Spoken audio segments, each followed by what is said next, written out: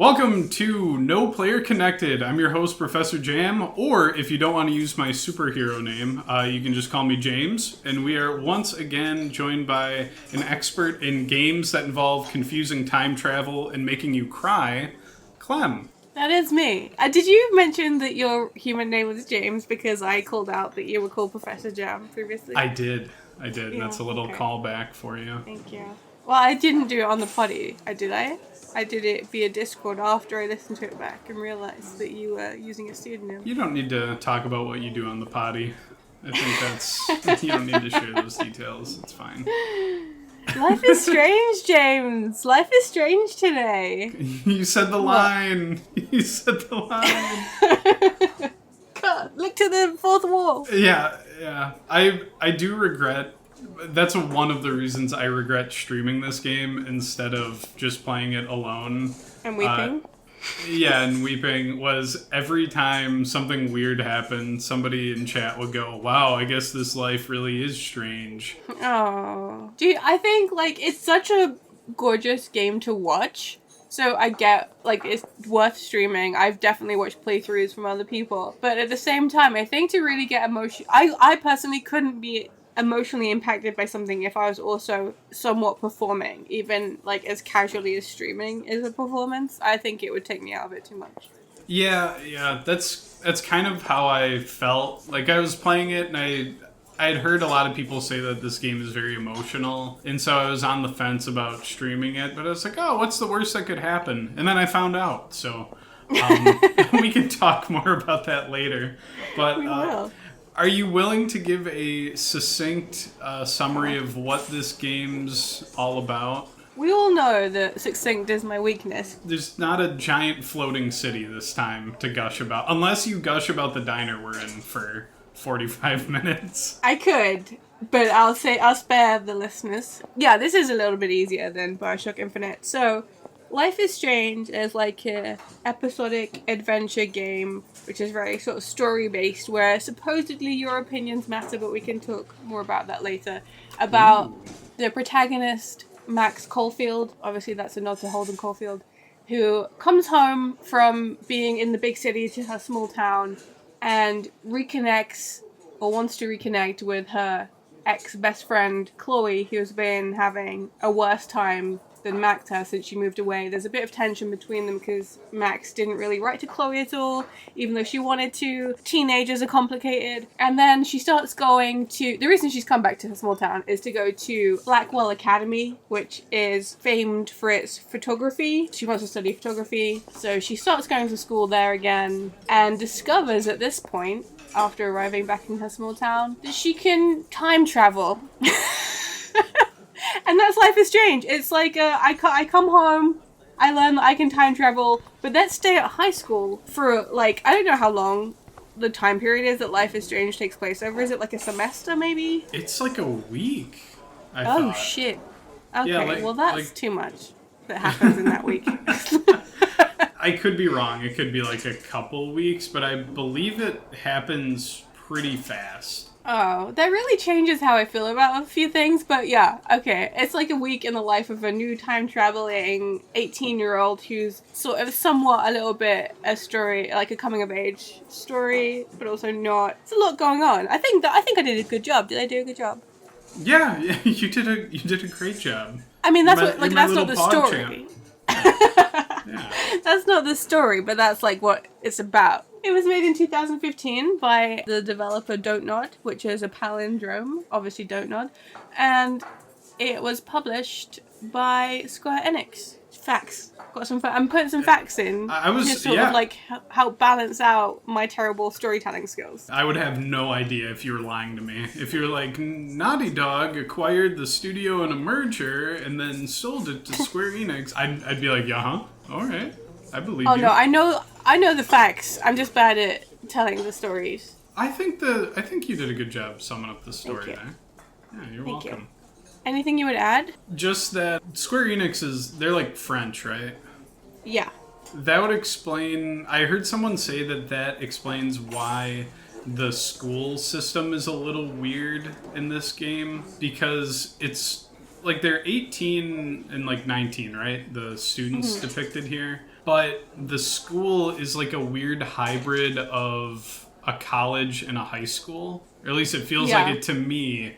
And so there's that one like weird standout bit there, but I think that's just a French thing. I think their schools are just weird, or maybe it was like a little trick that they played on us Americans, but I don't think that's how most of our schools are. No, that actually almost just tripped me up a little bit, because I know the story, but then as I was telling the story, I saw Blackwell Academy in my mind. I was like, hold on, that's a high school.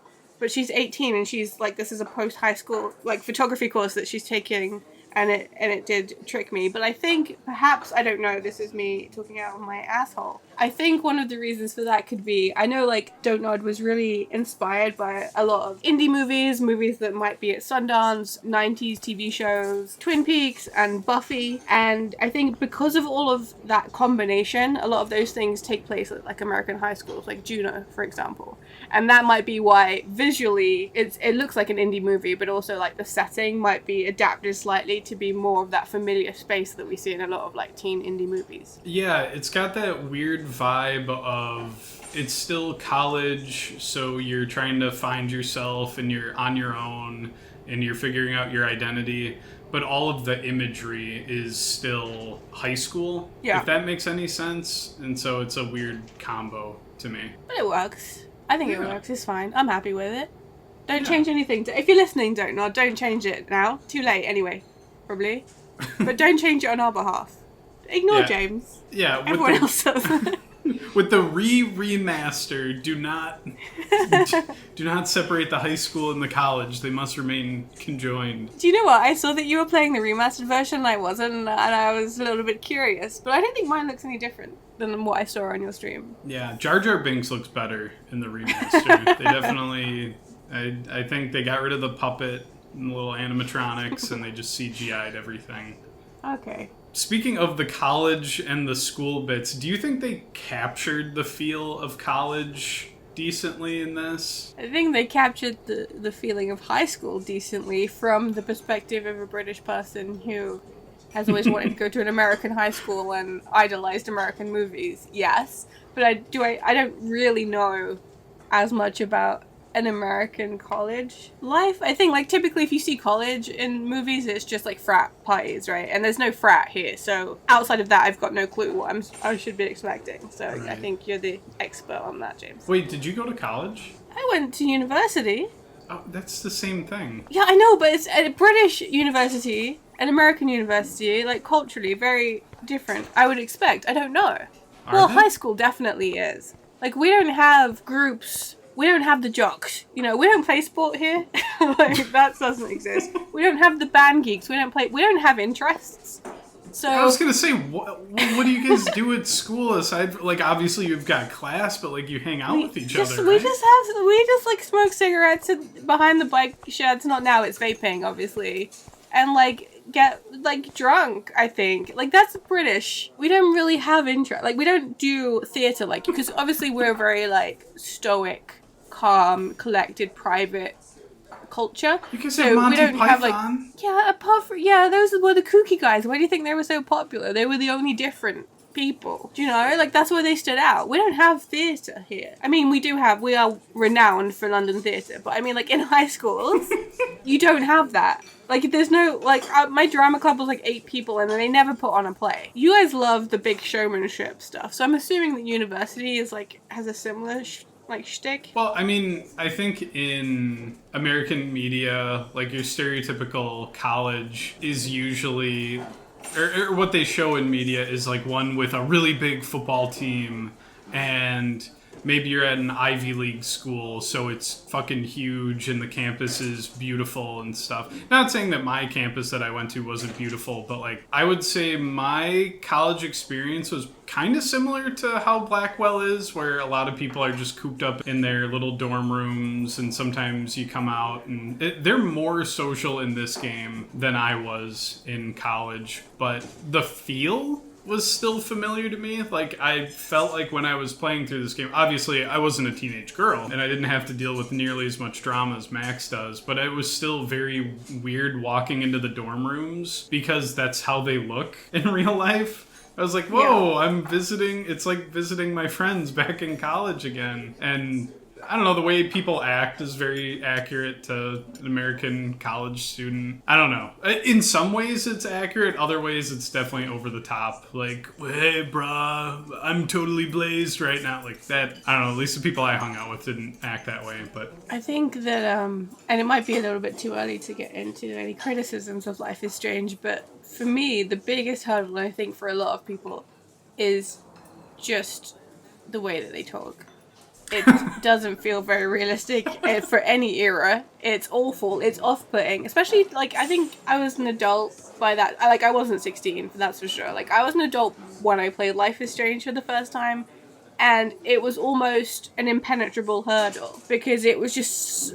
God, I just wanted to crawl up inside myself and die when I hear Chloe speaking. You know, I'm like, this isn't for me. This game's not for me. But I pushed past it. And I had an incredibly rewarding, gorgeous experience that, like, took over my life for a few months. But it was difficult. It's terrible. I think the language is hella cool. Shaka bra. I had to Google shaka bra to figure out what that meant. Because I didn't know if it was a noun, a greeting, a farewell. I didn't know what it meant. I'm old. I don't think it's an old thing. Even though yeah, it is. And, like, again, this takes place in 2013, right? Yeah, it was made in 2015, so it would have been a bit earlier. I was a college freshman in 2013, so this was I would have been a contemporary with Max, so we occupied the same cinematic universe. And yeah, no one said shaka bra, no one was saying hella around me. Although shaka bra is like a West Coast like surfer thing, so whatever. I'm in the Midwest. It felt forced. It felt forced either way. And I mean, it was written originally by, obviously, as we discussed, like a French guy. And it was translated by an American dude who was trying to, like, there wasn't always, like, a direct translation from, like, a French phrase or whatever. So he had to do his best, but I think his best wasn't quite good enough. No offense to that guy. It would have been cooler if Chloe would just randomly go, hong hong. What was that? That's what the French sound like. Yeah, they go, hong, oui, oui. And you can't say that, James. You can't say that in 2023. I'll cut that part out. We haven't cracked into the French market yet, but I don't want to take any chances. One thing I will say, though, the little cute things that Max says, like when she says wowzers, I thought that was endearing, because that's, like, stuff that I've heard in college. Like, just the weird clash of, like, a lot of profanity laden speech clashing with people who have never said a cuss in their life and are in college for the first time. And so you'd hear things like, oh, my Lanta, right next to, like, fuck this shit. And, like, I don't know. I thought it was a nice contrast between Chloe's speech and Max's. Yeah, I don't know if that's what they were... I mean, obviously they were trying to show that Chloe was a troubled teen, but I don't know how deep the thought went there. I feel like the characters in general... Well, no. I don't know if that's true, actually. Outside of their way of speaking, like, what happens to them is, you know, rich and complex, for some of them at least. But the actual way they present their personalities and stuff, very shallow. Really? For a couple of them, like Kate, for example, like, she's just... You could pick her out. She's just a trope, right? You could just pick her out of anything and put her in Life is Strange, or, like, take her out, pop her in, I don't know, Mean Girls. Like, it's still the same, right? Yeah, I guess the Kate thing... Wait, not Kate, sorry, Victoria. Kate, great. I was gonna say, Kate's got a lot, like, going on. Like, I actually really like Kate as a character. Yeah, you were almost... Yeah, I mean, it's curious that you say you like Kate, but... The evidence. We'll get into that later. Well, we'll get into that later. Your shortcomings as a human being. Biggest regret. Yeah. But yeah, we can get into the characters. I know you said we'd take our time criticizing the game, or like we'd get there later, but I don't know if this is necessarily a criticism. This is just like something I noticed. But how much of this would you say is just like the trolley problem when we get into like the plot of it and the problems that you encounter in Life is Strange? I mean, it's most rudimentary, sure, but I think like it's not really about that at the end of the day. I think it's about learning a lesson about your action has consequences, right? As they like to tell you the whole time, like, this action will have consequences. It's about, like, I don't know, I think it's more about the fact that sometimes you just lose people and there's nothing you can do about it. And it's almost like this fantasy of, like, you always, like, when something bad happens, you go through your head and all the things you would do differently, right? Yeah. And this game is saying you can do all those things differently, but you couldn't have changed the outcome anyway because this is just how it is. I think that's what Life is Strange is. So yeah, it might use the trolley problem to, like, get to that, but I think that's, like, the ultimate lesson. And obviously the decision at the end impacts that a little bit or a lot bit. But also I think that the trolley problem, typically you don't have any emotional connection, right? That's not, it's just more of a ethical thing. It's got nothing to do with how you specifically feel. Whereas with Max, she had, like, she loves Chloe, but she also, you know, like, there's people she cares about in the town. Okay. See, when you say the, like, sometimes you just lose people, and that's the message here, but I mean, throughout the game, you can consistently save people or, like, help them. No, you can't, James. You can save Kate died because of me, okay? No, you can save Kate. You can't go back. You can't go back with Kate. You can't rewind time. She's dead to me. I mean, Kate in my world is dead, James, and I couldn't do anything. And that's a big lesson. Don't take that from me. Don't take that from me. I wanted to save her. I thought I said everything right. Yeah. What? Well, like, you can save Kate. You can save Chloe. We can talk about that later. Like, you save her. And then maybe do or do not save her later. You could save William, although, like, obviously to progress the game, you can't save him forever. That's a weird time travel thing. But I don't know. When I've seen different trolley car problems, it's stuff like there's 3 people on one track, one person, but you know them on the other. Oh, you know them? Yeah, but I mean, there's obviously, like, a bunch of different variations of it. And I don't know, like, when I go through this game, I think, like, how much of this is something that I'm, like, morally obligated to help with? How much of this is due to my inaction? Max just, for, like, obviously for anybody, but for a teenage girl, she just has, like, so much put on her shoulders. Like, you now have the power to just manipulate the world and everybody in it and fix problems. And, I mean, the solutions last. Like, she can do some serious, like, changing of the timeline. I don't know. I'm kind of getting off topic there with how much responsibility she has. But I do like your perspective on it, though, too. Because a lot of it is, for lack of a better term, I don't want to say pointless, but, like, it's futile. Like, making some of the changes based on what happens later on. A.k.a. the whole town getting possibly creamed by a tornado. So I was just gonna, like, add a little bit of context for anyone who, I don't think anyone would listen to this if they weren't a Life is Strange fan, but perhaps they are. So at the start of this podcast, they said she comes back to school in her little hometown and discovers that she has time travel abilities. But for broader context, she discovers that because in the very first part of the game, she sees her best friend from when she was little, Chloe, get shot. And that brings such a surge of emotion out of her that she is able to rewind that moment and start off the day again, back in the class that you start in at the beginning of the game, and go through that moment and save her and change that course of events. And then we learn over the next few episodes, that there's also a murderer in town, that we have to find out who that is. There's a storm coming. Why is the storm coming? Find out later. You know, there's a fucking shit is going down in the town. It's not just, oh, I can rewind time, let's see who my crush is, make sure that he likes me the most. Right? Yeah. I was really mulling over the fact that you said my crush, if he likes me the most. Curious. I may have revealed too much. Yeah, maybe. Let me go to the cinema with Warren. He invites me to the cinema. I say, yes, Warren. I would love to go to the cinema with you. I have no interest in Chloe. She's irritating as fuck, and she keeps saying shaka bra. Okay? Right. I like you, Warren. Look at your fun t-shirt about Schrodinger's cat, Warren. I like you. And the game says, yes, you said you would go, but we'll ignore that part of the story. Did you pick Warren over Chloe? Yes. Every fucking option I got. Oh my god. Alright. What? How can you... So you think Chloe is too annoying, and so that's why you picked Warren? Warren... As like 18-year-old me, Warren is my dream boy. Okay, so it was a bit of self-insertion. Okay. 2, Chloe irritated I hated spending time with her.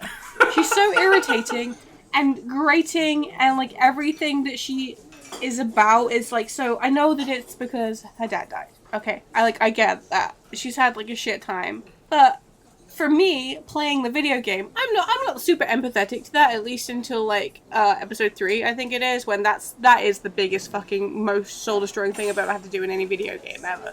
But I don't care, dude. Like, just fucking get over yourself. Cause it's like this whole fucking persona. Like, oh, I've got tattoos, but who cares? Can we just have a fucking conversation that's not about Chloe for a change? Thank you. You know, where's Warren? See, the reason why I was so intensely anti-Warren was, I'm a Warren hater. I'm no, like, get out. You can't. It's because you don't like his hair, because you're a man. No, you just his little fringe. Hold on. Steve Harrington fringe. I let you talk for the Chloe part. They hated him because he spoke the truth. The thing about Warren is I saw a lot of like part of me in him, like the. I was ruin Warren. Well, no, like okay, I won't read too much into that statement. I was definitely for a while in that like nice guy mentality, and I get like the nice guy vibes from Warren, where like, haha, like if I'm your friend for long enough and I'm nice enough, like maybe we'll be romantically involved, haha. But like I don't have the fucking balls to like say it ever. And so like early on in the game I was like, Warren's a nice guy. He's just going to keep bending over backwards but never actually say, hey Max, why don't we, go to the movies to see Go Ape or whatever it is? Well, yeah, he does say that. Well, but he's like, haha, like let's go see a fun little movie. Like he's not like, hey babe, like, Good. He's not like revolting. Yeah, you're correct. I don't know. Or he should just be more forthcoming. Like, I don't know. You know what? That's quite a good observation. I think, like, I've got 2 things to say about that. One, it's a good observation because Warren was actually inspired by Xander in Buffy the Vampire Slayer. That's, like, what the dev said. And at the time of Buffy, everyone loved Xander. Now, in 2023, people have problems with Xander because he was, like, really misogynistic and kind of gross. But Warren's not. So I just want to make that distinction. But Xander was like the goofy best friend in Buffy, right? That was secretly, well, not very secretly, but in love with Buffy, right? Like, so that's a very astute observation. But if you're gonna make Warren like, oh, the nice guy, like, oh, why make him fucking hot, dude? Don't make him hot. Like, make him like kind of like gross, and that would make Warren's sense. Hot? I think he's a dreamboat. Not now, obviously, I'm old, but like 18-year-old me, yeah. He's gorgeous. What are you talking about? I think I guess we just have to agree to disagree on that one. He's skinny. He wears like those like he reminds me of like Pacey from Dawson's Creek. Like I've never seen a show in my life. You keep saying these shows. I've never seen a TV. Okay, all I mean is he wears like the short sleeves over the long sleeves. That's my most sexual fantasy. Short sleeves over long sleeves. Do you remember Seth Cohen from the SC? I'm gonna need you to explain this in like Halo 3 terms for me. But no, I get what you mean though. I get what you mean, and I guess I don't even hate Warren that much as like a character so much as like the archetype that I'm sick of, and like the stereotype, because he's not like an awful nice guy. Like he's not entitled.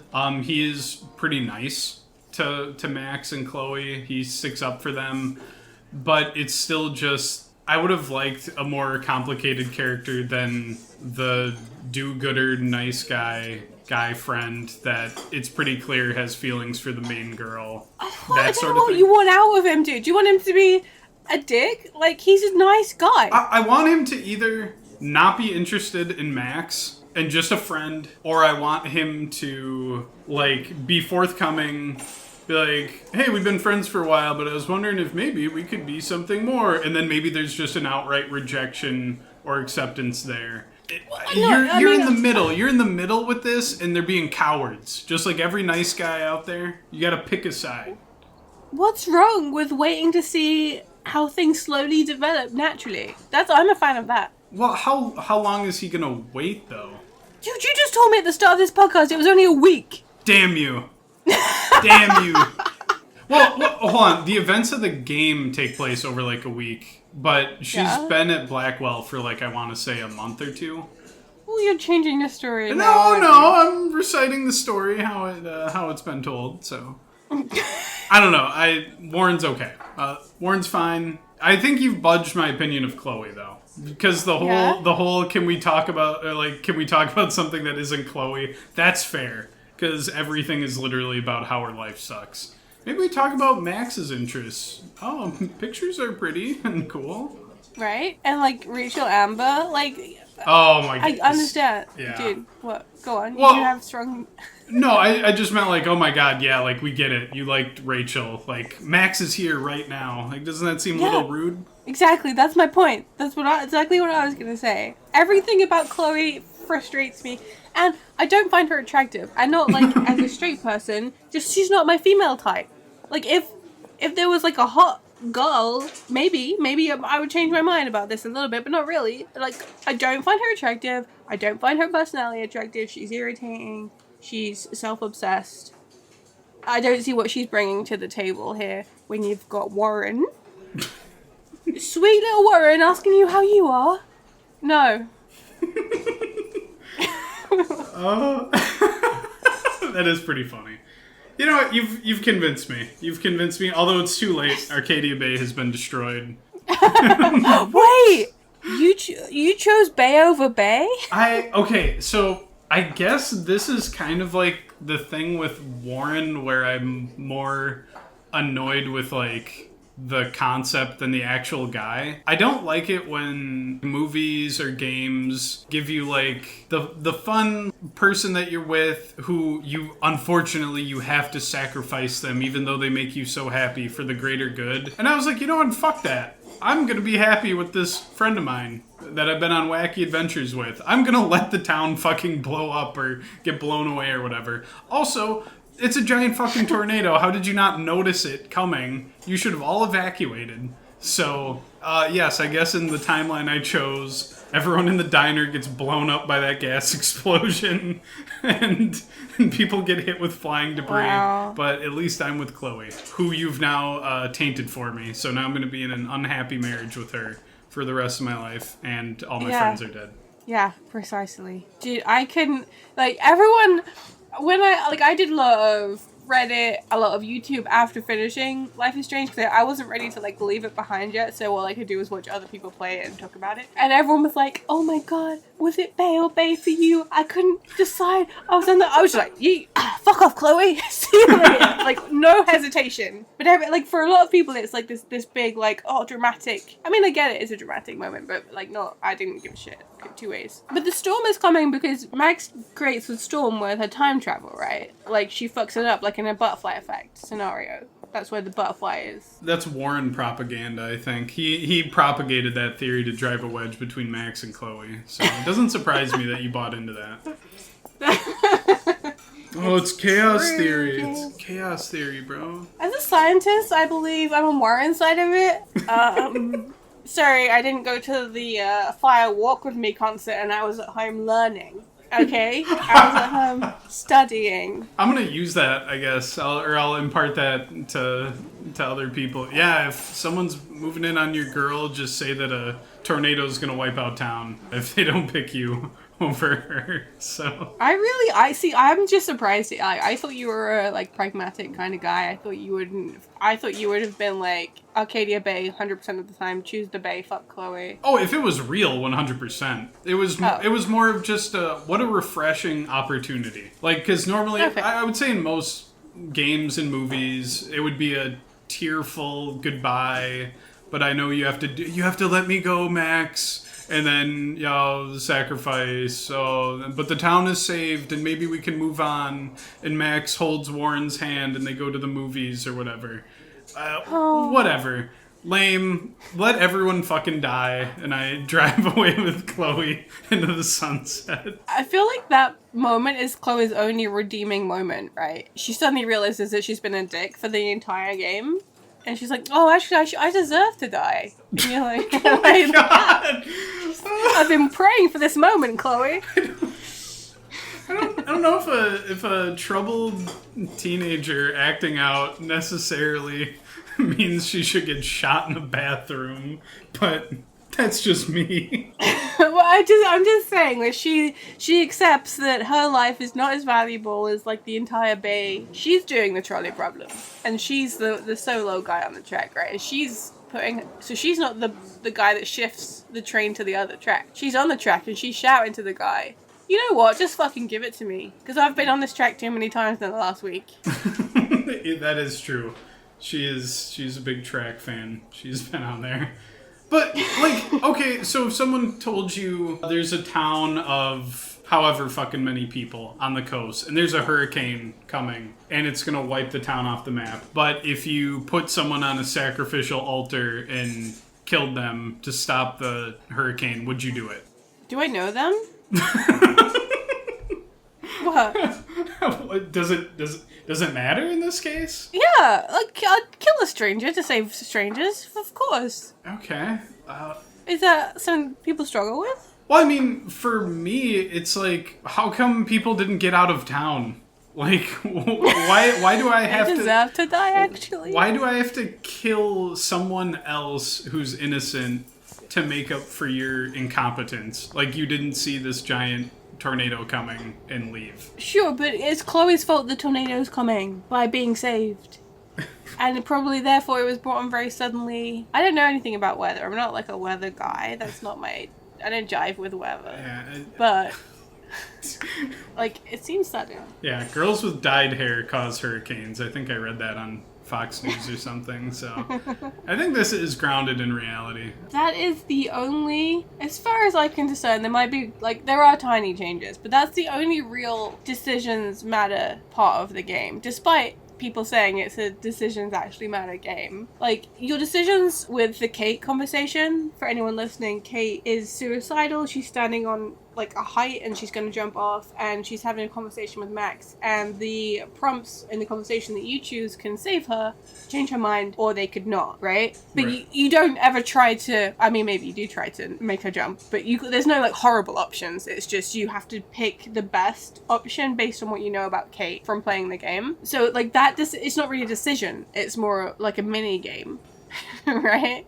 Yeah. But the Bay or Bay is the only real decision you get to make, I think. It's the only decision you get to make unless you... Well, if you stick with Chloe, every decision you made prior stays, right? Yeah, I don't know. So, yeah, I guess so. Yeah, so if you decide to sacrifice Chloe, everything gets wiped clean, and you just get a bunch of cutscenes that tell you what happened in lieu of you actually making the decisions. If you save Chloe, the town gets mostly wiped out or completely wiped out. I think Kate is in a hospital far away, though, so she lives again. That's up, Kate. Yeah, we love Kate here. But Well, for me, she wasn't. She was dead for me. yeah, I guess you could go Just the... reiterate. Yeah, if you want to go the Undertale genocide route and kill literally everyone, you let Kate die. I tried to save Kate. And- Like, I loved Kate. I loved Kate more. Like, I would have, like, sure, if Kate was interested, maybe Warren could step aside, but she wasn't, okay? And I tried to save. I just wanted the record to be clear. I did not want Kate to jump. What was the part that tripped you up with saving Kate? I don't know, but I watched somebody play it and save Kate. And to me, those felt like answers that would have made her jump. Really? Like, slightly cold, or like, I don't know. To me, it just didn't seem, I don't know. Maybe I got, like, you had to, like, talk about her family at one point, maybe, and then, like, also a Bible verse, and maybe I didn't get those right. I don't think I did a Bible verse. I mostly just was like, yeah, people do care about you. What about your dad? Because thank God I'm a nosy bastard and poked around her room and found that her dad is actually supportive. And so I brought him up, and that seemed to help. Maybe I didn't mention her dad. I did go through, like, everyone's shit, though, the entire game. Like, I didn't leave any clickable object unclicked. Yeah, maybe that's like a French thing, but I feel like when I was in college, people would not let me just go on their computer and read their personal emails. Yeah, probably just a French thing. Yeah, look, your mom's terminally ill. Oh, your dad's supportive, but your mom's not. Huh, weird. Anyway, I gotta go catch you in science class later. That's basically what it's like here. So the reason also, so just anyone listening, this is irrelevant actually, I realised, but the reason that Kate was suicidal, amongst, I guess, like the issues with her mom, there was a video of her going around school of her kissing a bunch of boys drunk at a party, and they were like calling her like a slut or whatever, and like saying it was a porn vid and stuff like that. And I think that this is a good segue onto how Life is Strange addresses so many deep teen troubles, not like just the basic like, oh, who shall I date, like my best friend girl, or like Warren, but like actual like guns in school, people's like dads beating them up, like stepfathers, parents dying, videos and bullying. Like it covers all of that shit. Yeah. So once you get past like that like top level shit, like whoever wrote the script, the actual like shit that they're dealing with is real and difficult, and I think it deserves a lot of praise for that. Yeah, I agree entirely. One thing that I enjoyed, and I don't know if this is actually like a big major thing that people care about, but do you remember Taylor in game? No. She was one of the people in Victoria, the like mean popular girls orbit, and she's the one that you can express like, hey, sorry about your mom, that sucks. Oh yeah. Yeah. Yeah, and like Victoria kind of treats you bad, like what's up with that? And the game, I feel like in a lot of media, it's tempting to just have like the popular kids toadies just be like henchmen and like, man, we love our overlord and we're evil too. Man, that's our character. But like Taylor's like, hey, thanks for, you know, like expressing that, and we should hang out sometime. And she's not just like comically evil or snobby or something. Like even the quote unquote like bad characters are revealed to have like insecurities and troubles they're dealing with. There's miscommunication between some characters. They fuck with each other and then like resolve things. I think there's like a case of like a rumor spreading where one guy cheated on a girl or something. I can't remember. Victoria's involved somehow. And I was like, oh. She's always involved. Yeah, she's...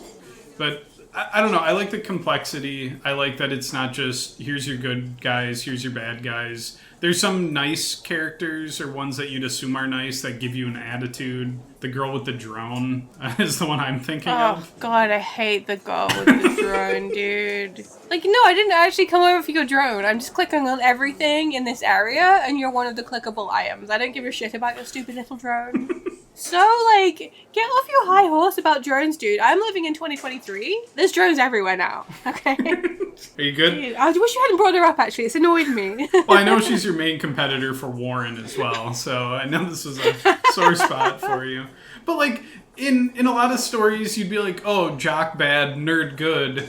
But you go over to one of the nerds, and they're like a dickhead to you. And they're like, are you just here for my drone? By the way, I saw you're hanging out with Warren. And I was like, whoa, what the fuck? Listen, I'm just, like you said, I'm just clicking around. I'm just hanging out. I don't know why I'm being attacked all of a sudden. Even, like, Victoria has a redeeming moment at are you at the club or the party or whatever when that happens? When you, like, go up to her and you're like, I don't know why you don't like me, but I need you to listen to me now. She's like, actually, I don't dislike you. I think you're really cool. You're just a bit quiet. And you can tell that she's just, like, not intimidated, but, like, Max's presence highlights in her things that she's insecure about. Because, yeah, she's popular and rich, but she's not, like, edgy or interesting, right? Yeah. So, like, they have that moment. Yeah, and when I mean, I don't know if you did this, but when she gets the paint dumped on her, I was like, I'm not going to take a picture of you. Maybe we can, like, be nice to Victoria. And I think she's a little nice to you in that moment, but due to the demands of the game, they kind of, like, still have her be mean later on. But there's glimpses of Victoria being nice. That's that's a big frustration in any similar game where it's like, yeah, okay, I made this decision. I don't know what's gonna happen, what the other option was. Like, how would this have impacted my gameplay experience? And I don't want to go back and and remember every fucking thing that I said and do the opposite and try and find out, like, what the alternate playthrough was. Apart from, like, Bay or Bay, right? That's fine. Do that twice if you want to. I didn't, because not worth it. I've got no interest. But the rest of it, sure, I'd like to see how the little bits of dialogue change. Yeah, and they bring it up a few times, like, Max, if you decide not to take a picture of Victoria while she's covered in paint, she does reference it later on, like, way later on in the game. And I thought that was nice, but the actual attitudes of the characters don't change a ton according to the choices made. But that's just a limitation of, like, video games. Like, alright guys, we made the no Victoria paint, saved Alyssa 3 times ending branch of the game. Now we gotta work on hug Warren but kiss Chloe ending.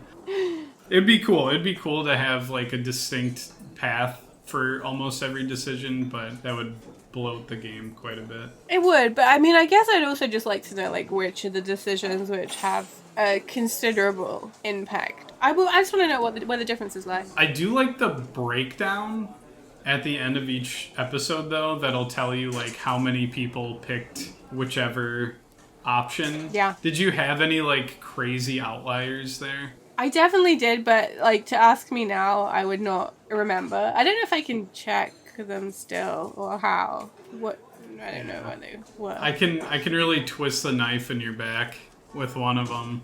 I was part of the 8% that showed no affection towards Warren when I went back in time. Dude, I killed Chloe, so ultimately I have the last laugh. Yeah, okay? true. Like, true. there's nothing you can do to worry. I mean, I killed Warren and I saved Chloe, so. Oh yeah, he did die in that scenario. Yeah, he blows up. He was more like an incidental. I look Chloe in the face and I'm like, right, see you later. I mean, technically, you killed Chloe twice in your playthrough. I only kill her once. Do I? In the alternate William is alive timeline. You know, the soul crushing. I guess you don't. Do I kill her? I mean, I guess you don't have to. I did. Did you? I can't remember. Wait, do you kill Chloe? So, for context, it's my turn to give context. For part of this game, you discover that you can jump into any photograph that you're in, no matter how far back in time it is. Because normally you can only rewind, 30 seconds. But with the aid of photographs, you can jump back to potentially your childhood. And Max goes back to when she's 13 and saves Chloe's dad from getting into a car accident, which you could say is the root of a lot of Chloe's problems. Well, if you do that, turns out he's still a loving, supporting dad, and he gets Chloe a truck, which she then proceeds to get into an accident with, and she's paralyzed and slowly dying. And you have to exist in this parallel timeline for a while where Chloe is dying and arguably more miserable than original Chloe. And she asks you to basically pull the plug on her, give her a lethal dose of some of her medicine. And it's this super heartbreaking, emotional scene. And I did it. I went along with it because she just seemed like she was going to die anyway. But I guess you don't have to. At least I don't think you do. I don't. Dude, that part of this game destroyed me completely. Sobbed, couldn't see the screen, couldn't see anything. Didn't care about the ending, but that, got to me. But I didn't remember at all that I could kill her. I remember the thing that was breaking me apart was William. Oh yeah. Cause he's such a nice guy. Yeah. And I'm I have to take your dad away from you again. I have to kill your dad. This loving, sweet, beautiful man, William. Oh, you're it was such a fucking unnecessarily deep and painful, horrible thing that they did in that game. Why did they do that? Are you about to cry again? Life is strange. No, but it's everything in this game, much like Bioshock Infinite, takes place at golden hour, right? It's beautiful, it's gorgeous, it's an Instagram story, it's an indie movie, it's a Sundance festival, right? But then suddenly they're like, oh, pick whether or not your best friend's dad dies or she's paralyzed, like out of nowhere because you go in a fucking photo, dude. Stop that. So what you're saying is on one track is Chloe and on the other track is her dad. Is what you're telling me. But you don't get to make that decision, really, do you? Well, because you could turn the game off. You could just be but like... no, because you always go back to the main timeline. Yeah. So it doesn't really matter. There's no timeline where you're alive with William. Yeah, that is true. I guess when I mentioned the trolley thing, I guess the game brings it up, but you don't actually have the agency to say, sorry, Chloe, you're paralyzed, but your dad's alive. Hooray, William. We love him. Yeah, like, did you know that you could be walking around right now, but William wouldn't be here? Like, that was probably a lot for Chloe to take in her state at that moment in time. She's completely different, too. Like, no blue hair. Like, she's sad, but in, like, a very different, melancholic way. Yeah, and it feels kind of gross, too. Like, I do not like having that level of, like I mentioned before, like the responsibility and that power of like, haha, I'm gonna jump into this timeline and like completely alter huge parts of people's lives, who lives, who dies, and then I get to undo it also. I don't know, it just felt very gross looking a guy in the eyes that you like basically brought back to life. And then you have to later condemn him to again get into a car accident and die. Yeah, because like even though it's the original timeline, and William dies in the original timeline when Chloe is like, I don't know, like 13 or 12 or something. When you go back and he's there is no way you don't feel like you're the person killing him. Even though he was meant to die and he did die and you brought him back, it feels like you're the guy crashing into his truck on purpose. Yes. And that's all. It's so, like, even like trying to save him, I felt weird about it, but I was also like so scared that he was going to leave that house before I could like find whatever it was I needed to do in the little game part of it, right? Yeah. To stop him. And I was like, oh my god, William, everything's gonna be, but like, dude, you're telling me to kill a lovely man? And like, there's no separation, I think, between, obviously you know you have to do it because you don't have a choice. Because illusion is a choice. Choice is an illusion, but... I'm leaving it in. But I didn't feel any different about it if it was just like the first time he had died, or that I'd gone through this whole thing. They were forcing me to kill this fucking guy, and he's one of the best characters in the game. I also like David. You like David? I will say that I came around to David, but and here, this is another part of the power that Max has that makes me uncomfortable. Like, I don't know how you played it if you saw this, but there's the scene where like he catches Chloe smoking weed in her room. Yeah. And Max is there. In one of the like ways that things can like fork, he hits Chloe. Like, this is a grown ass man hitting his stepdaughter. What? Yeah. Hold on. No. Did you not see that? Maybe part? I don't remember him properly. I thought he was like the stepdad trying his best but still hated, but he was also too awkward and man to like be loving. So it was like one of those standoffs where everyone's a good person, but just the way that they are doesn't... A Hopper from Stranger Things, let's say. Well, see, that's the thing, is that part of the game, he is portrayed as you had just said. Like, he cares about his family, he's struggling with... Like, you know, he was in the war, in quotation marks, whatever. And so he's like a veteran trying to adjust. He's not understood by a lot of people.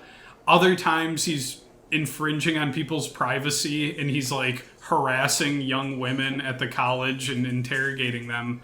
But again, it's because he thinks there's something going on. And he does eventually lead to like the main killer guy being caught.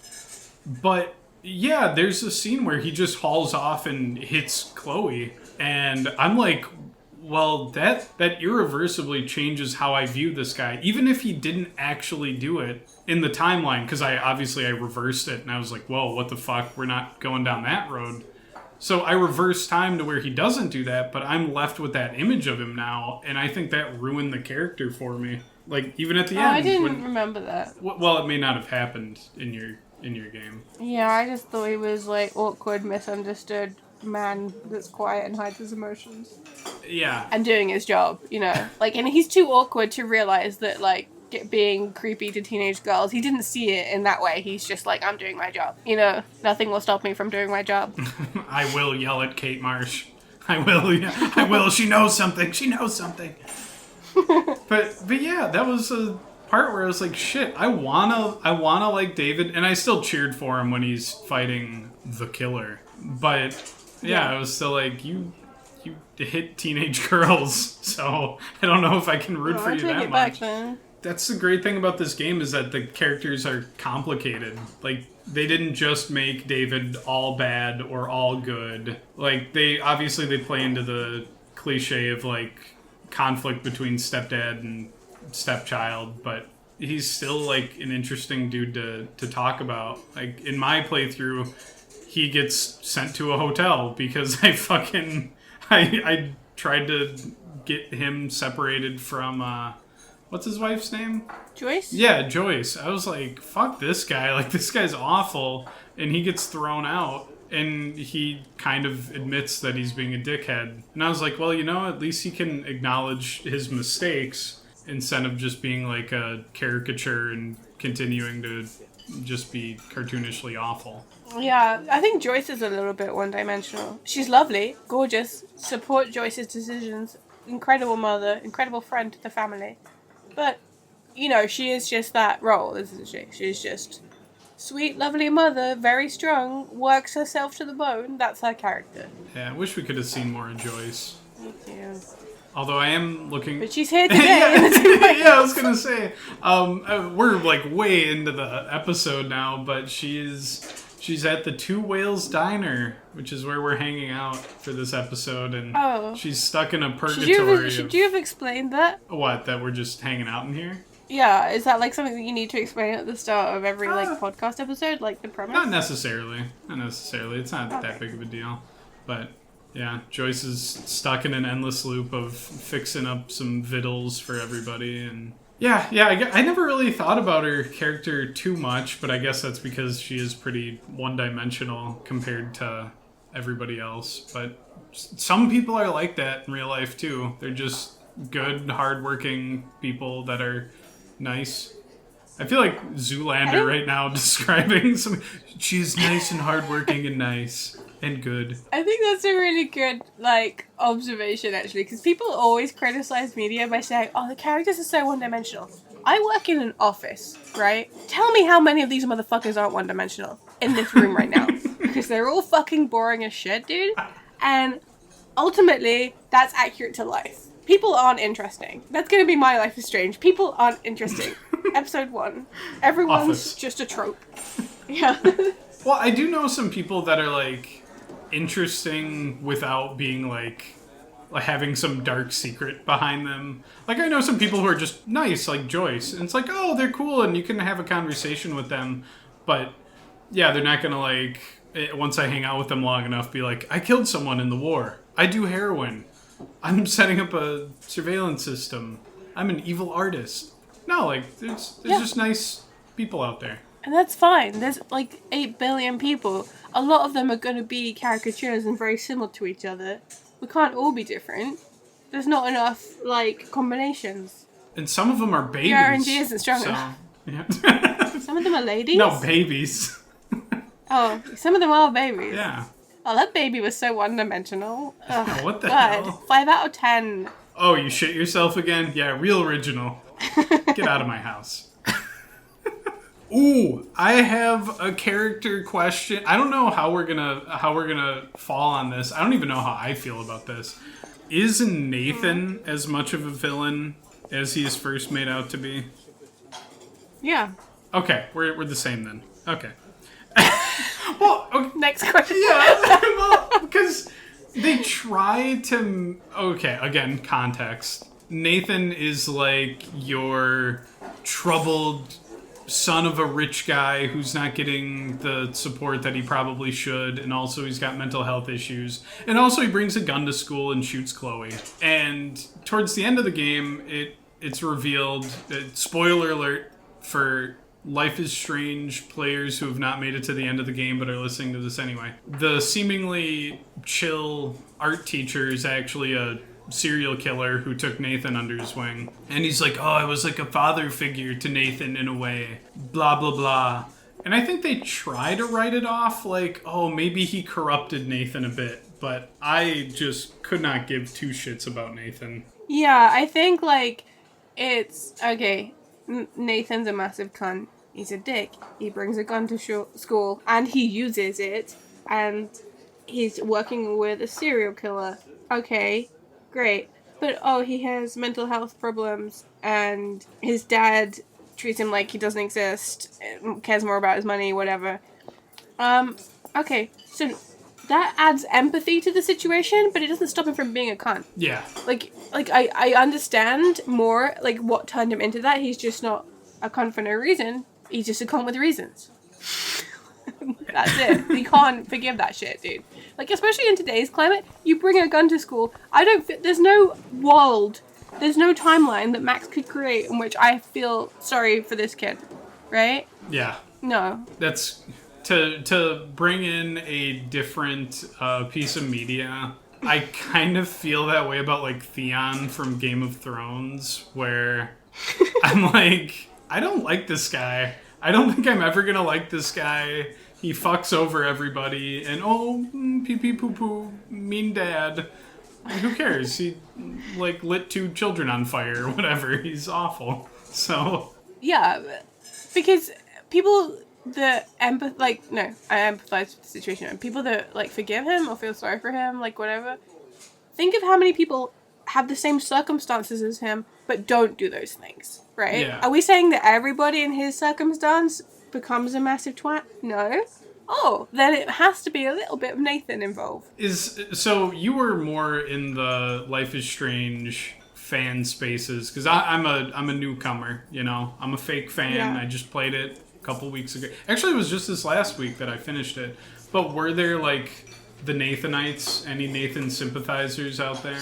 You know, I feel bad for not having an answer to this question. It's been a long time since I played Life is Strange and was part of the sort of internet list community, but I don't particularly remember any outstanding Nathan sympathizers. Obviously, there's a lot of discussion around it. I think, like, for the most part, people have the same opinion as us. Okay. You'll find, like, the bigger divide around, like, the end moment and, like, discussions around saving Kate. Like, they're a fan favourite, so I don't think people care too much about Nathan's story, to be honest. Good. Everyone's right if they agree with me. So, yeah, we can move on from that one then. Splendid. And Nathan, if you're listening, no offense, but it's a little fucked up what you did, so... Maybe don't do that. I will say, though, how much of a, like, the twist with Mr. Jefferson being the killer, does it feel, like, earned? Like, is there enough hints that he's evil, or is it just kind of out of nowhere? Well, I have this problem with everything. Every piece of media with a twist that infers somebody as a culprit, right? Right. There's only, in most of these cases, there's only like 8 people. And you can instantly rule out maybe 5 of them, and then they'll, like, point to it being one of them, so you're like, well, it's not him then, right? So that only leaves, like, 2 people. So it was either, like, David, or the teacher, or someone we haven't heard of, in which case, shit storytelling. Okay? Yeah. And so, like, it had to kind of be the teacher, but it was also such a... I don't know, it almost felt like a story that you would read in Playboy. Like, it was just a bit... I don't know, actually. Is Playboy famed for, like, good stories? I think it might be. I think that might have been a bad example. I've heard of... Either way, it felt like a kid wrote it. I was going to say, I've heard of Playboy being good with investigative journalism, but this might shock you, but I've never read any Playboy in my life. Oh. Yeah, I don't think it was very satisfying. It was, like, I liked it because it had to be... Again, it was like, oh, we liked this guy, but he was kind of a bit creepy, and, like, everyone's flirting with him, and now he's a murderer, and it's kind of, like, sexual weirdness to it. And he's talking to Max about staying pure and, like Amber and Chloe and stuff. Yeah. I mean, maybe it just gave me the ick in general, but it didn't feel like a clever part of the story. It wasn't like a good thing. Like going back in time and seeing Chloe in a wheelchair, that was a good twist. Yes. That was a good unexpected twist, dude. The killer thing, bit sleepy on that one. Yeah, and I'll admit, I had the twist spoiled for me. Like, that was one thing that I saw. But I agree with you. I felt like the Chloe being paralyzed by your decisions, trying to make your life better, that's the real twist of this story. Like, that's the thing that will actually... And we've ruined that twist for anyone listening that hasn't played the game yet. But... the Mr. Jefferson twist, yeah, it just... I wish there was a little bit more foreshadowing, at least, so that there's a chance you can piece it together. Because it really, like, outside of him being at this weird underage drinking party thing, like, outside of that, he's just he's the quote-unquote cool teacher. It's like, it's shoehorned in, or it's rushed. Originally, there were meant to be, I think, 8 episodes, so maybe there was going to be some more nuance planned. I don't know. I think that would have probably been too long. As much as they made no attempt to drop any clues, the biggest clue was the fact it couldn't have been anyone else. That's a really good way of putting it. I like that. And it is just, like, he does such a 180, too. Like, obviously, like, once the facade is gone and he's, like, acting like his true self. But, like, some of the vulgar, vile shit he says when you're in Max's, like, goofy mind palace thing. Really... yeah, it's too much. Although, is that really him, or is that Max's perception of him? I don't know. I was going to ask, but at the same time, I don't know how Max would have come up with some of that stuff, because it's so out of character for her. Yeah, like, he talks about digging up Rachel Amber's body and... doing stuff. That's not a Max thing. Yeah. That's not a Max thing, our right? dear sweet Max would never... You know, I just realized, is this another one of those games where you just love the main character, and is Max another Elizabeth for you? Oh god, no, I don't particularly like Max. Really? Either. Yeah. What's your bone to pick with Max? A fucking journal, dude. I don't want to read that shit. It's so long and boring. I just didn't read it then. Well, I was like on your stream when you started playing it and you were reading like the first 8 pages. I was like, oh, for God's sake, James, just don't worry about it. Well, I didn't know at the time, but yeah, I was like, holy shit, this is a lot. And then at the end of the game, I looked and it was like page 8 out of 57, and I was like, no way. There's no way. No. But like, you can just ignore the journal.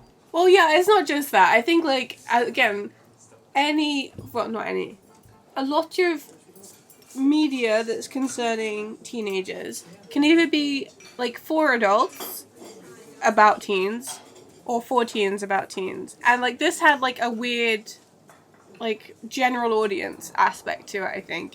And the teen component of it is difficult, I think, as an adult to go back and find interesting. And it's the same with teen shows when they have like their little like romance love triangles, whatever, and they have a crush on, like, as a teenager you fucking love that shit, like, because you're excited about the idea of having a crush on somebody and that's interesting to you. As a fucking cantankerous, miserable fucking old spinster like me, I don't give a fuck. Are you like the same about, age like, as me? But James, do you want to hear about like some 15-year-old in Euphoria having like fucking well, what? No, like, I don't. That's what I'm saying. Cantankerous. That's what I'm saying. And as much as I love Warren, for me, like, I don't want to hear like all the things it's just an example. Like all the things that she cares about, I've been through, I've done, and I've become like, oh, what am I going to be when I'm older? Oh, fucking, your dreams will be crushed and you're working in an office. Cool. I don't have time for your hopes and dreams, Max. We don't have hopes and dreams here anymore. Okay. So, like, all of that stuff is very difficult for me to enjoy from my pessimistic standpoint in life. And I don't hate her like I hate Chloe. I just don't love her like I loved Elizabeth. My girl, baby, miss you. All right, we're gonna pull the plug on this. She's getting back on. This is like the third BioShock Infinite incursion we've had. I liked Max. I was like, because I agree with you about the like it's a story about teenagers, but like I'm an adult now, and like yeah, I don't want to hear about the drama stuff. I don't want to hear the Hellas. I don't care who's dating who.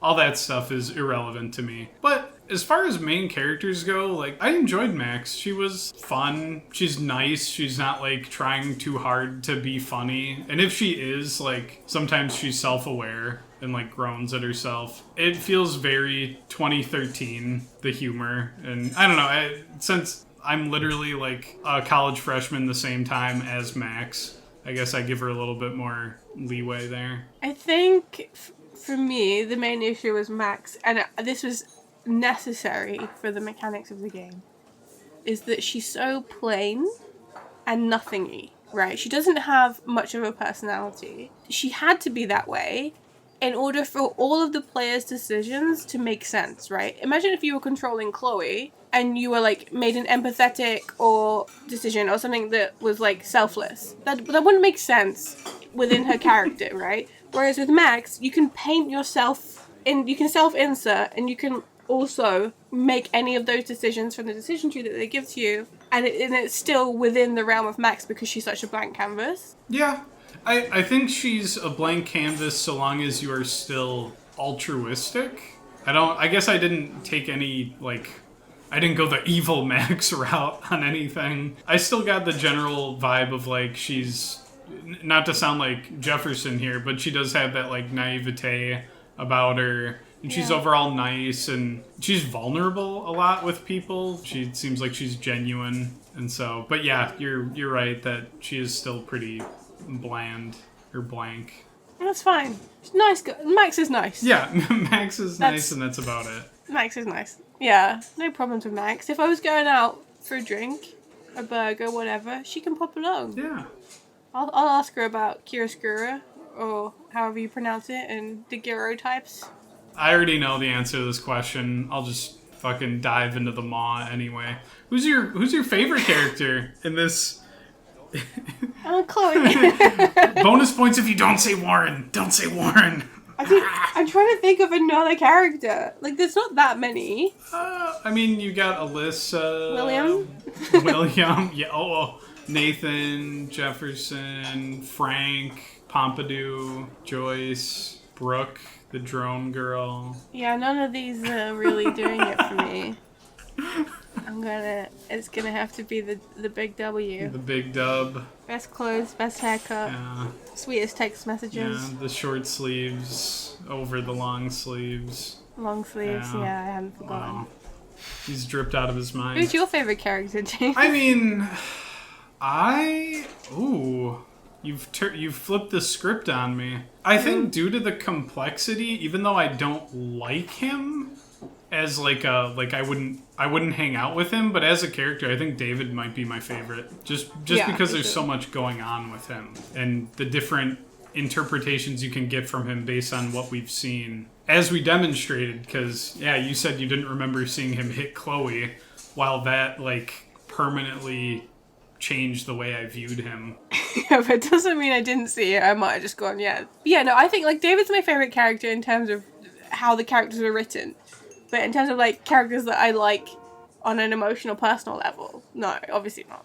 No one's picking David there. Yeah. If you had thrown me back in time and I was a classmate alongside these guys, I probably would have hung out with Warren, and I probably would have been like, ooh, Chloe's cute. Haha. Oh, okay, I get it. Rachel, okay. I'm done with this. I'm gone. You've ruined Chloe for me. The scales have fallen from my eyes. That's what I'm here to do. Yeah. This is my actual intent with the podcast. To just spread the truth about Chloe. Oh. And it is the truth. What? We have one character we didn't mention. What about Samuel, the janitor guy? Oh, I don't remember. Oh, wait, he's nice, right? Yeah, he's a little creepy, but then it's just he talks like that. Well, because he uses the third person, and he's always talking about the animals, and it's like he almost knows that Max has powers. Yeah, I don't remember him too much. I just remember his little mop and bucket, right? 'Cause that's part of the You have to use that somewhere, right? Yeah, you kill Victoria with the mop and bucket to hit her weak point for massive damage. No, I love that. I love that character in all movies. And again, this is, I guess, a bit of a trope. But there's always, like, that one guy that typically, like, he's got, like, some stubble, but, like, a 5 o'clock shadow, unsexy stubble, like, slightly hasn't been showered for a while stubble. Maybe he's dribbling a bit. Maybe he's chewing tobacco. He's got bad teeth, right? Really big eyes. And he's kind of probably, like, 56. And he's got a limp. And he'll walk by and he'll look at the main character. And you know that he knows. And why is he in all movies? Who is he? He doesn't do anything. He doesn't really serve anything else but to just be like this all-knowing presence. Well, I think he's a red herring for the killings, too. I think you're supposed to be...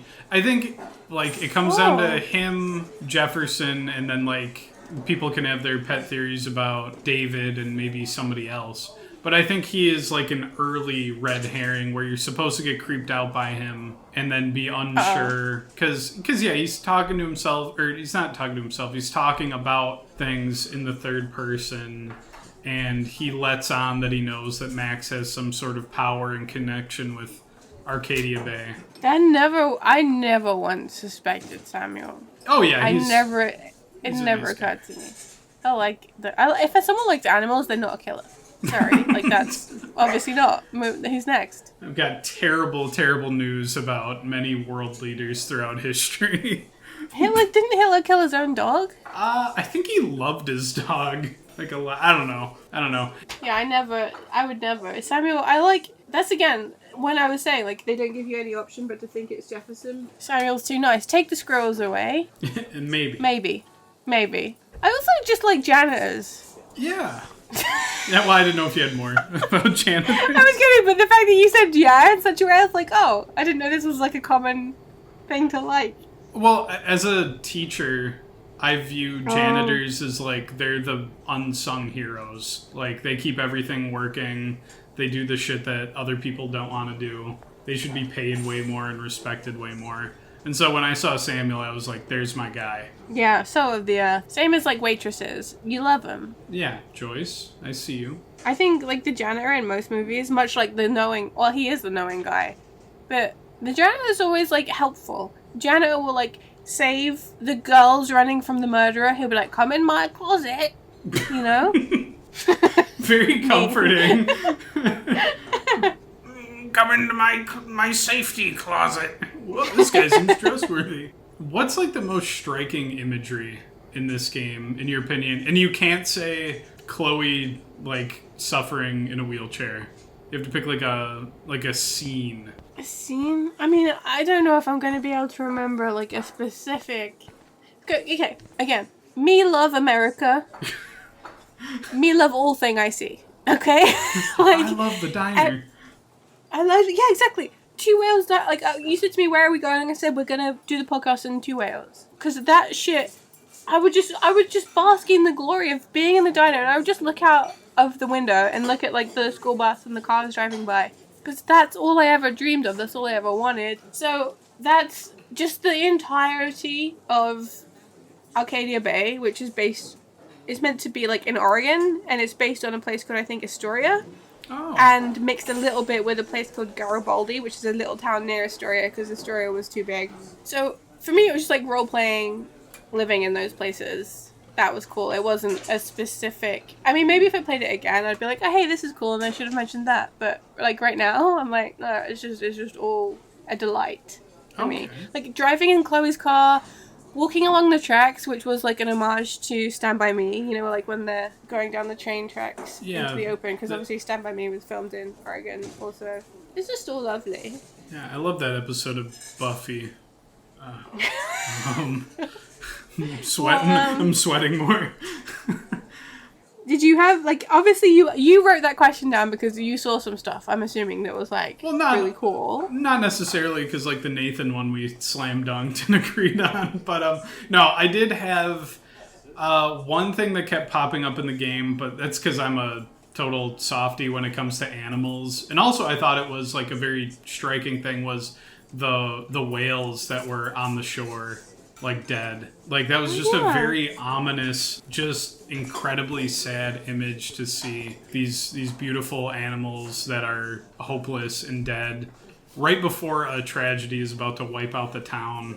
Like every time they showed the beach and that was there, it made me sad. But there's no real depth to it other than the impending doom. And I like whale cute, whale nice, whale belong in water.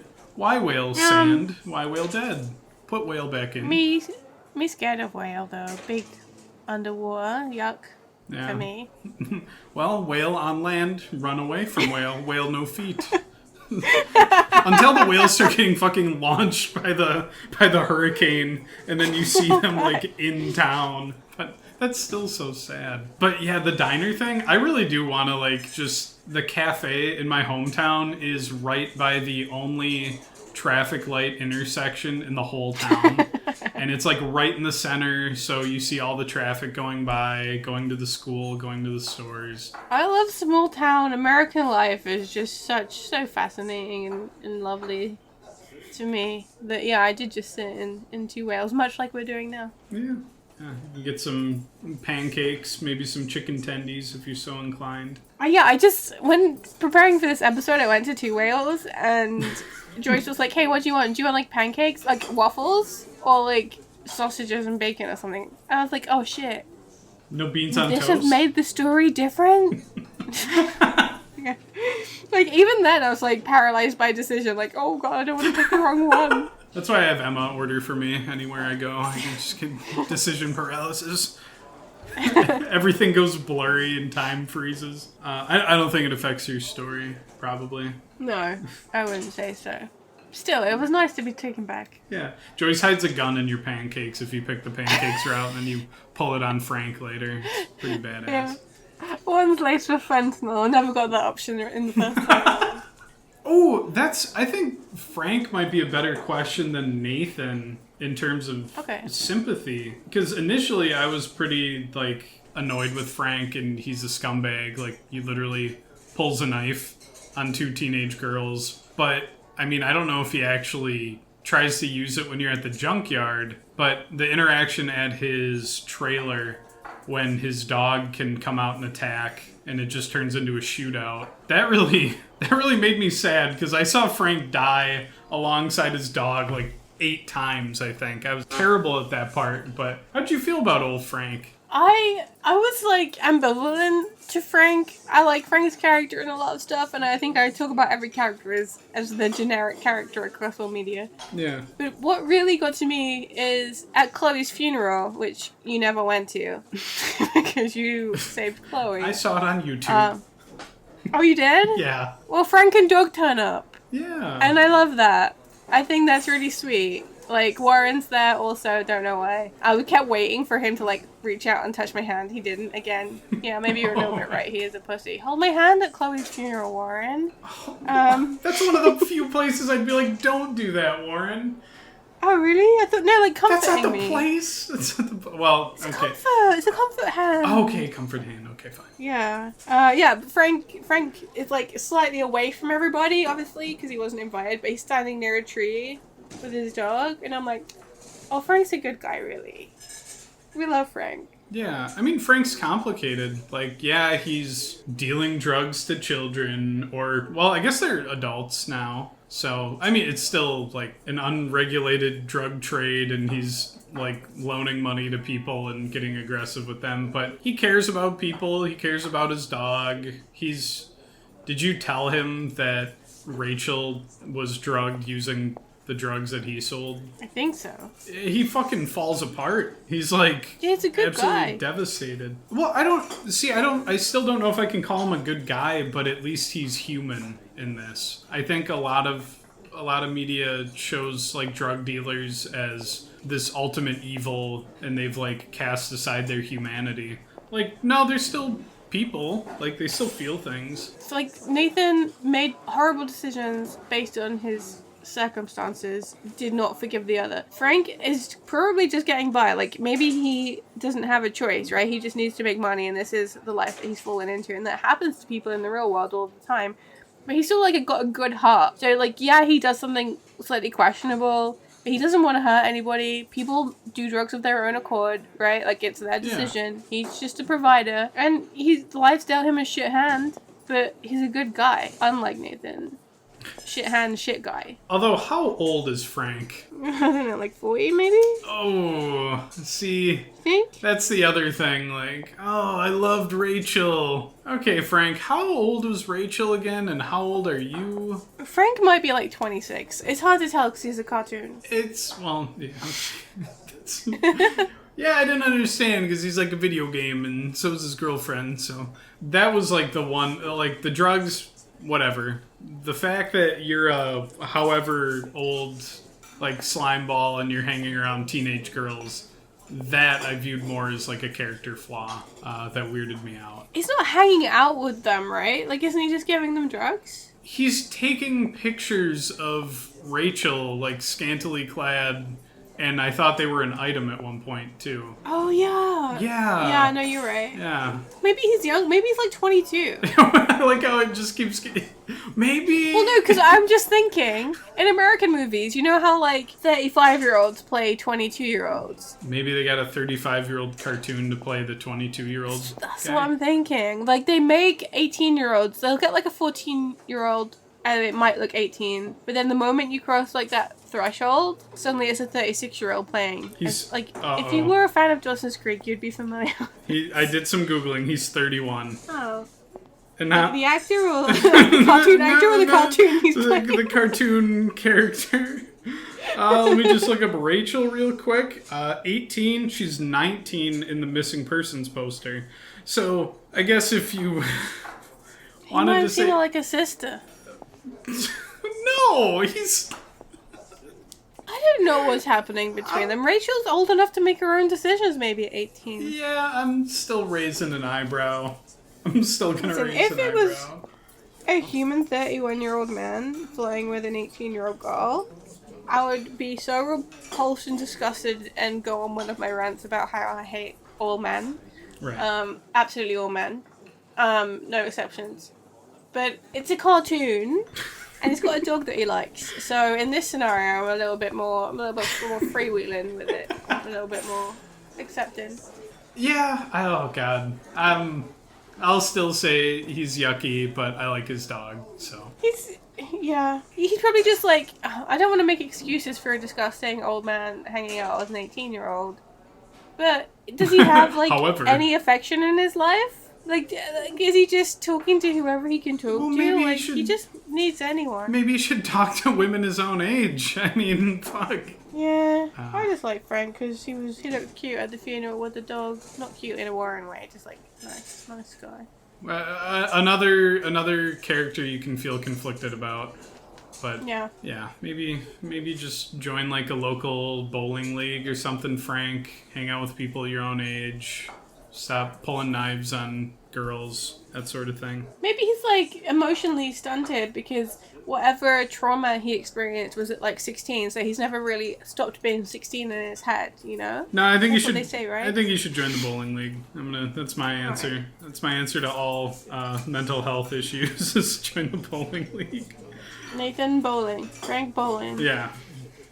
Sam, keep doing what you're doing, but you're welcome to join bowling. We love Samuel. If you had Max's powers, what kind of shenanigans would you get up to? Oh, well, I think I would need a shenanigan to present itself first. Because you can't, for example, if I used it to, like, steal, and I went back in time, I would then not have stolen. The only thing that stays with me is the memory or the information, right? Well, you keep the thing, too. So I'd win the lottery.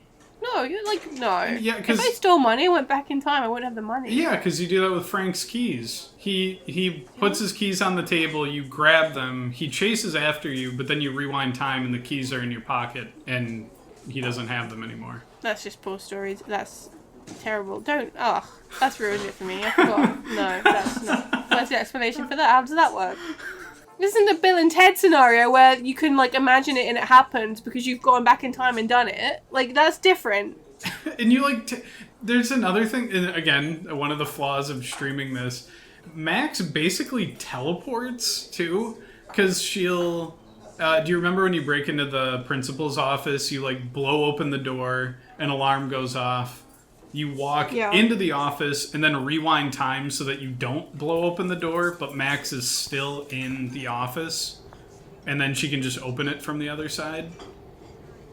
So, like, what the fuck did Chloe see? Was Max just there one moment and then just blinked out of existence and showed up on the other side? Yeah, I'm not fucking with that. I thought it was just the knowledge. Like, you go in, you read the emails, you rewind time, you've got the emails in the brain. Well, let's just go with that then. We'll go with that then. Oh, I'll just win the lottery, probably. Okay. We like winning I'm lottery. not going to come up with something creative and inventive for the sake of entertainment on a podcast when ultimately anyone's decision would be win lottery.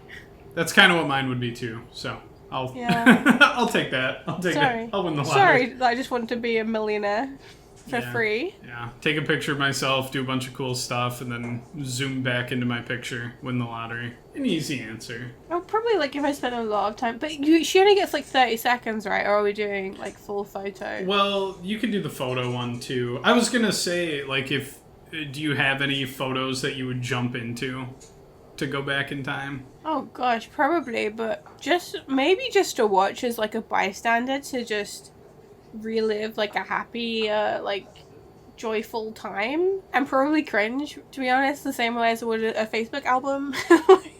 But like it would be cool to just like watch yourself as like an 18, 19-year-old having the time of your life, right? Yeah. Well, you become nice. yourself again in that moment. What? Remember? Oh, forever? Well, I mean, like, when she goes back to save William, like, she's herself as a 13-year-old again. I think, like, it eventually, like, fast forwards once the moment's over, and you're stuck with whatever alternate timeline you've created for yourself. But yeah, you're back then, and then you get fast forwarded back to the present, I think. Oh, well, it's a strange mechanic, because, like, you could infinity loop, like, your 20s if you wanted to or something, right? I guess, yeah. And then never grow old, and just hang out with either the same people that you love forever, or move on, make different friends each time, live a million lives. But not if you're just gonna, like, be there for 5 minutes and then get catapulted to the present day and then go, because you would never be able to work out the nuance of what you did on that day that changed this big, huge avalanche of butterfly effect for, like, 10 years, right? Yeah. So you would need to live every moment to know, like, how it got to where it got. Because imagine, like, you lived one day, and then you came back 10 years later, and everything was completely different. You'd be like, did I not send a text? Did I, like, what was it? And having to do that day so many times, like, maybe it was, like, you closed a door, and then that moved a gust of wind, and then, like, a piece of paper fell in front of a car, and that car crashed into a building, and that delayed something else. Like, you don't know. You'll never know if you can't live the whole decade. Yeah. Yeah, I think that's fair. That's difficult. It's scary. Time travel freaks me out, so I don't know if I would ever, like, even if I had the power, I'd just be like, the most I would do is, like I said before, maybe take a picture at the start of a week, and then live through that week, figure out the lottery numbers, go back to the beginning, and then just be kind of creepy for a week, where I can predict what everyone's gonna say, win the lottery, and then be like, alright, I'm done. Never doing that again. You could do, like, just 15 seconds, right? You could just...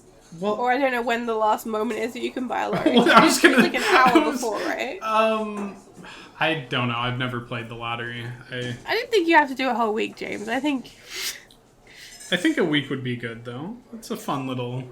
a demo. Or do you think that's enough to get my hometown destroyed? Oh, yeah, that is... Life is Strange is nothing but a cautionary tale for time travelers, right? That's more Warren propaganda. I think the tornado would have happened anyway. I can't believe you wouldn't time travel. It's scary. It's scary. But better than nothing. I'm also worried that, like, in stories like this, you would get addicted to it. Like you said, like, I don't have to say goodbye to anybody. I can just keep reliving these days and doing slightly different things. And you would just do that forever. And, like, you'd never move on. And I don't know if I would like that, but I also don't know if I would be able to break free from that. But that's a bridge that you can cross when you come to it, whereas the other option is there is no option. You know? Well, you just lose everyone and then you die. Or you could be 20 for infinity, and if you stopped wanting to be 20, I'll keep going this time. Would hanging out with anyone mean anything, either? if I'm just constantly erasing the experiences and no one else remembers any of the memories I have? Yeah, I think so, because you know that is a friend that you have for like that 10 years or whatever, however long the cycle is. So you know that they're a good person, you know that they're meaningful in your life, so you can do things to make that relationship even better, or do things for them that you know they could have needed, etc. And just enjoy their company always. Okay. I don't know. I just feel like I would start to get like desensitized. Like there wouldn't be as many surprises in life. I mean, things would still like change, I guess. I think you're confusing time travel with living forever, which is different. You can with this. You could live forever Yeah, with this. but you live forever in a 10-year period. Whereas if you live forever and everyone's dying all the time around you, that's when you get dead into it because you lose everyone. But in this scenario, you lose no one ever. Well, you lose that version of them. You're like, all right, well, I mean, guess they're going to be the same. But you would say like you would hang out with somebody for 10 years, right? And then you'd say, well, it's time for me to go back. That version of the person that you hung out with is now gone. They're gone. Those memories, those experiences you had with them, their aspirations of what they were going to do past those 10 years, that's meaningless because you've started over again. And so, like, but they're still the same dude. Depending on what actions you take and how you change things.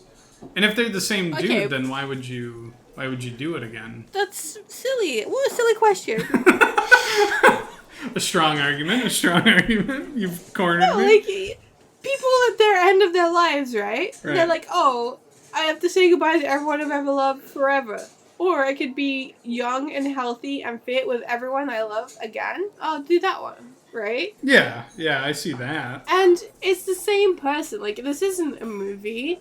If you met me when I was 18, right, and spent 10 years knowing me, and went back to when I was 18, I would still be the same today, right? At the end of that 10 years, every time. Nothing different, unless you, like, stab me, or take me to, I don't know, to Detroit, and I get shot. Unless you're like, oh, let's start a drug business, right? Unless you insert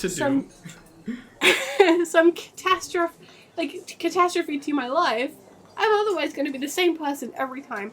You could make 1 million podcasts with me, and they would all be with the same guy, unless you inserted something tremendously different. But I thought the whole point was that, like, little things can have unexpected consequences, too. Like, maybe I introduce you to somebody new that I wouldn't have otherwise in a different timeline, and that changes your life in some wacky way. I mean, possibly, but the person's still going to be the same, isn't it? I can imagine some, like, wildly different versions of myself depending on, like, a few choices I make in life. So I think, like, when we talked about BioShock Infinite, I think we both came to this, like, thing. You thought that you might be different in different BioShock Infinites, and I was the same to me. Yeah. I don't think I would be different in any scenario. I think this is just fucking who I'm stuck with, and I think I'll always be like this. I don't think I'm going to change in 20 years' time. I was the same not 20 years ago, I wasn't the same. But, you know, like, I was the same 10 years ago. Okay. And we differ on this point. We do. I think you think that you could be different. Yeah, which is a lie. You'll always be the same, James. You'll always be the same.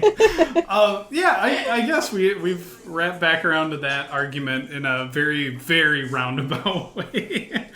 We took a while, but I see what you're saying. I guess I see what you're saying. I always envision, like, the different versions of everybody, including myself, and you're looking at how they can stay the same, right? Yeah, I just think people, for the most part, once they reach a certain age, for sure, like, maybe if the childhood was different, or, like, so I'm an only child, maybe if I had a bunch of siblings, I would be different. Right. But you can't impact that by meeting me again when I'm 18. True. I can't. All of my formative experiences have happened. So far. And you think, like, so for example, Tana Mojo, right? You know Tana Mojo? Sure. She's, you know, the way that she is because her parents were shit. She grew up in Vegas. She's very gregarious, very friendly, very loving, it seems, but, you know, very brash also, attention seeking because she didn't get it from her parents. if that had changed, she might be different if she had different parents, but I think even if she was like a waitress now and not a vlogger, she would be that loudmouth, gossipy, texting you all night waitress instead of influencer. I don't think she would be different in those two lives. But I mean, if she was a waitress instead of an influencer, she wouldn't have like the same resources available. She wouldn't be able to. She would have different stressors in her life. She'd have different like leisure activities, which means she'd have different friends. She'd have a different support network. I don't know what Tana's politics are. That might change. Like, I don't know. That's the angle I'm coming from. She would still be her. I think you just have a weak sense of self, James. Maybe. I could see myself getting duped by some shitty, like, I don't know, self-help guru or something in an alternate timeline. And that version of me would suck pretty hard, I think. But, so if I was, like, a Scientologist, right, I think I would still have the same sense of humor, levels of pessimism and optimism, same other interests, like, still, like, Apex Legends, like...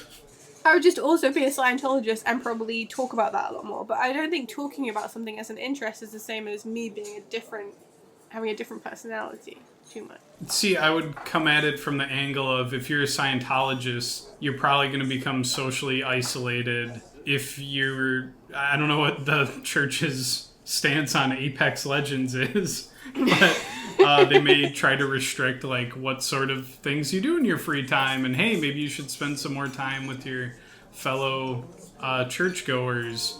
And I think that would like change your. I don't think you would. I can't imagine you being a Scientologist. So thank you. You're welcome.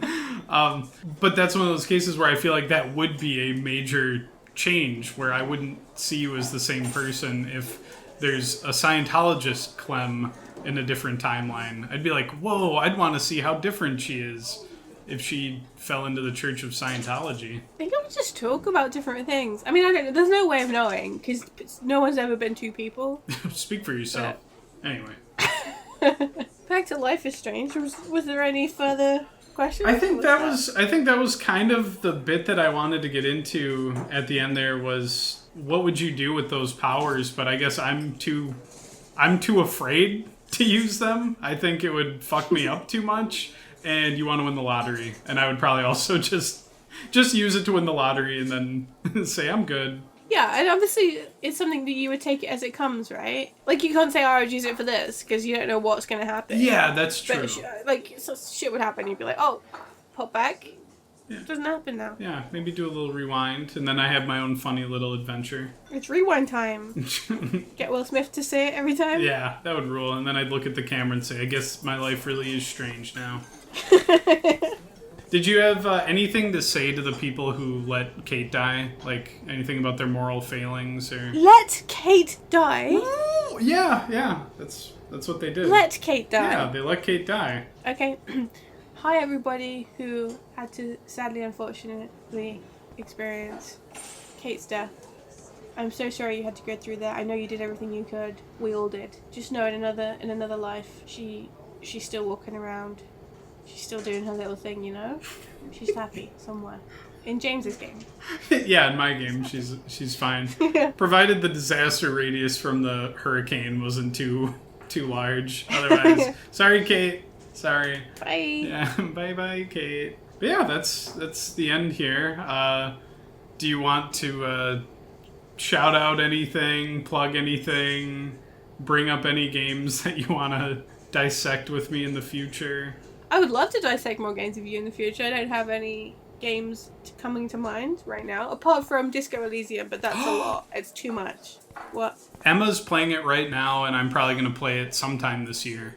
So... Oh. If you want to do a Disco Elysium episode, I would do that for sure. I absolutely would. It's one of my favorite. It's in my top. I have 3 top games on Steam. One of them's BioShock Infinite. One of them's Hunt Showdown, and then the other one is Disco Elysium in a little section on their own called Best Boys All Time. Do you want to play us out? Do you want to say the line? Wow, isn't life strange? Is that what?